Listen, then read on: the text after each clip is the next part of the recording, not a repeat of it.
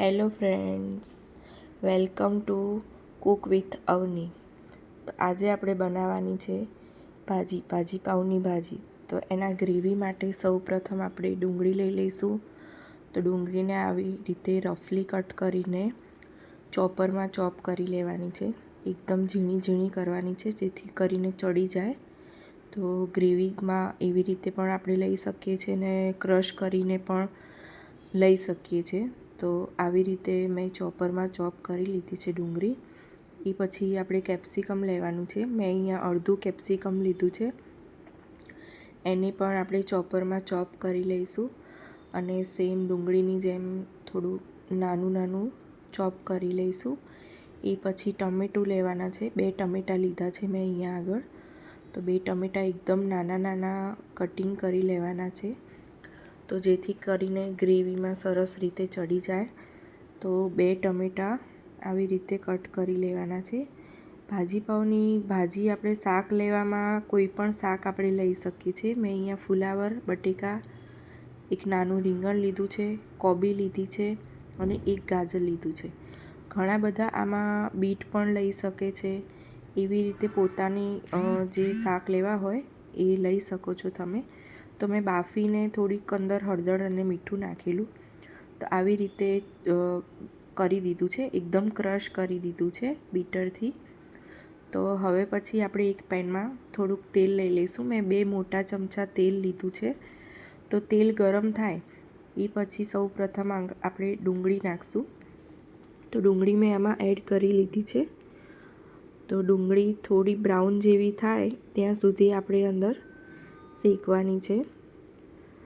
તો આમાં તમે નાના છોકરાઓ શાક ના ખાતા હોય તો આવી રીતે ભાજી પણ કરીને તમે શાક એ લોકોને ખવડાવી શકો છો, જેથી કરીને એ લોકોને વિટામિન્સ મળે.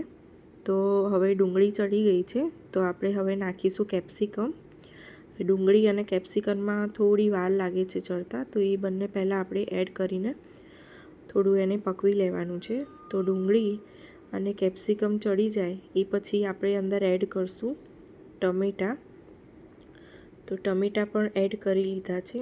ટમેટાં ચડે ત્યાં સુધી આપણે શાકને એ બધું રેડી કરી લઈશું. તો આપણે આ ગ્રેવી છે ને મીડિયમ ફ્લેમ ઉપર રાખવાની છે. એ પછી આ લસણ, ટમેટાં, મરચાં અને આદુની મેં પેસ્ટ બનાવી છે. લસણની ચટણી કહી શકીએ આપણે, જેની ભાજી પાઉં સાથે આપણે ખાઈએ છીએ. જે લોકોને આ ચટણીની રેસીપી જોતી હોય એની નીચે ડિસ્ક્રિપ્શનમાં લિંક મળી જશે, તો જરૂરથી જોજો. આ ચટણી બહુ જ ટેસ્ટી લાગે છે અને એકદમ એનો ટેસ્ટ પણ સરસ આવે છે. તો થોડું મીઠું નાખી દીધું છે, અડધી ચમચી જેવું મીઠું નાખ્યું છે મેં, તો જેથી કરીને આપણે ગ્રેવી સરસ પાકી જાય. તો હવે મેં ઢાંકી દીધું છે એને. તો એને લો ફ્લેમ ઉપર થોડુંક એની ગ્રેવી થવા દઈશું. તો હવે આપણે ચેક કરી લઈએ કે ગ્રેવી સરસ થઈ ગઈ છે. હા, સરસ થઈ ગઈ છે. ટમેટાં થોડા છે એ થોડા આપણે સ્મેશ કરી લઈશું અને એ પછી આપણે આની અંદર એડ કરશું જે બાફેલા શાક હતા, એ જે સ્મેશ કરીને રાખેલા હતા એ આની અંદર આપણે એડ કરી લઈશું.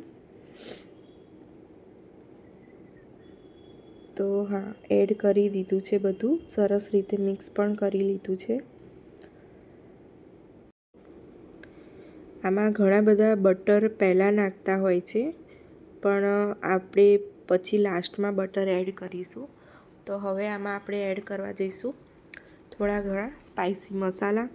મીઠું આપણે પહેલાં નાખેલું હતું એટલે થોડુંક ટેસ્ટ પ્રમાણે નાખશું. અડધી ચમચી મીઠું નાખ્યું છે, અડધી ચમચી મરચું છે, હળદર છે, ગરમ મસાલો અને ધાણા જીરું નાખ્યું છે. ભાજી પાવનો મસાલો લીધો છે આમાં. એ તમારા ટેસ્ટ અકોર્ડિંગ તમે નાખી શકો છો. કોઈને સ્પાઇસી ભાવતું હોય તો પણ થોડું વધારે નાખી શકો છો. આ જો મારું બાબુ વચ્ચે રસોઈ કરવા આવી રહ્યું છે મારી જોડે. તો હવે આપણે ભાજી ચેક કરી લઈશું. થોડા વટાણા મેં નાખ્યા હતા અંદર, જેથી કરીને વટાણા બોઇલ થઈ જાય. એટલે વટાણા નાખીને આપણે થોડુંક લીંબુનું જ્યુસ એડ કરવાનું છે. લીંબુનું જ્યુસ અડધી ચમચી જેવું લીંબુ છે છેલ્લે થોડી કોથમીર નાખી દીધી છે. તો હવે આપણી ભાજી રેડી થઈ ગઈ છે. જોઈ શકો છો, બહુ સ્પાઇસી નથી કરી, છોકરાઓ માટે જ છે એટલે બહુ સ્પાઇસી કરવાની નથી આમાં.